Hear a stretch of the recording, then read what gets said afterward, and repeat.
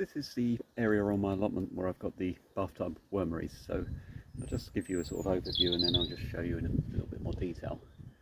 And I've just taken the lid off this one, so the robin's right there, just in the lower branches on the tree, sticking his head up.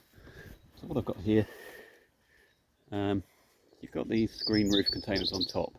Each one of those is 500mm square, so basically I think the bathtubs are 1750 long.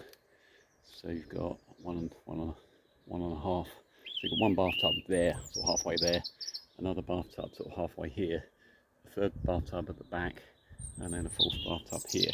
So these are all steel bathtubs salvaged from skips.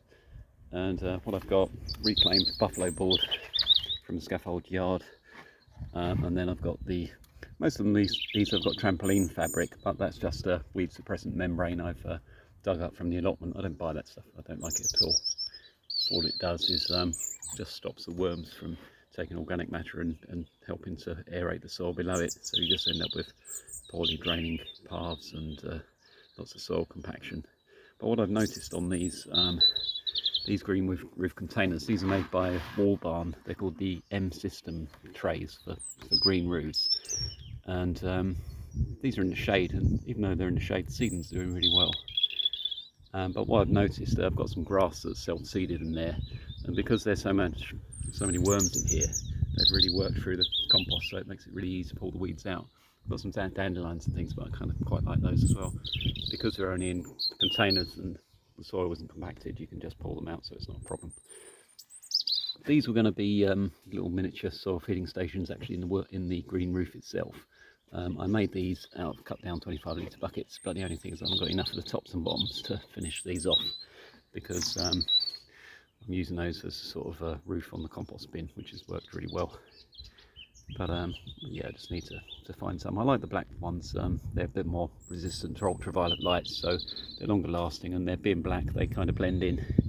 Doesn't look like they've got loads of plastic. But what I've done here, these are raised up on steel tables, upturned tables, and the bathtub just sits on the feet, on the legs. There's an old part of a garden store here, so I've made that slightly raised. And then what I wanted to do under here, if you can just bear with me, I've got loads of these tree stumps and sort of log rounds, and I've put those underneath the waste on the bathtub, so any leachate that drains through from, because basically you've got green roof container on top, so when it rains that harvests some of the rainwater, so that permeates down to the soil.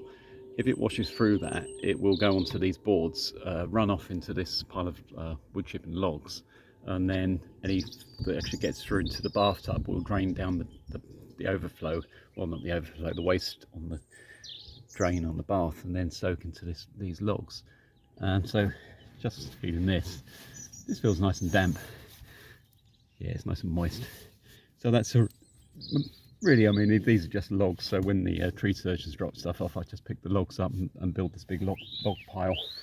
Some of these are actually standing in cut down 45-gallon barrels, so there's a reservoir, and you can see how much moisture there is there, that dark area. And yeah, you can see the reservoir here, so when it rains that will fill up. At the moment it's fairly dry, so what I might do is just one of the water butts just dampen this down again. But the idea is that it's harvesting that rainwater down into those reservoirs. This is wicking it back up, and it's making a nice damp layer under here. This is fairly fresh wood chip, but it's even sort of started to break down already. You can see it's getting quite dark. So it's just an extra area for composting and also sort of habitat. But that robin loves this, he can't resist that. He's going to come down in a minute. So these are nice because they work as a retainer for this sort of, this is also like a man-made bank here. So I've got the tree alongside, I've got these containers there, so it stops the wood chip from falling down against the tree and rotting the base of the tree, causing problems with the tree. And under this I've got pallets, galvanised wire, and then I've got these compost bins here. I haven't got around to working on this bit yet, but this was going to be one of my CFT wormeries. Got one over the other side of the allotment, which is really nice. And I was just going to